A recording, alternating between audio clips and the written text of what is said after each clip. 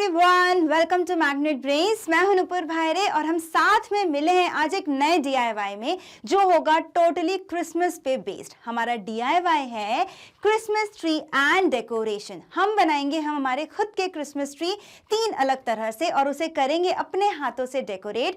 एक होगा mini Christmas tree जिसे आप जनरली अपने टेबल्स पे रख सकते हैं। एक हम बनाएंगे ट्री ब्रांचेस से जो इजीली आपको मिल जाएगी आपके कॉलोनी के आसपास। सूखी ट्री ब्रांच होती है, आपको सिर्फ उसको कट करना है और उसको डेकोरेट करना है। कैसे वो आपको जब आगे देखेंगे आपको पता पड़ेगा। और एक बनाएंगे हम पूरा पास्ता से क्रिसमस ट्री। तो जल्दी से स्टार्ट करते हैं हमारा डीआईवाई।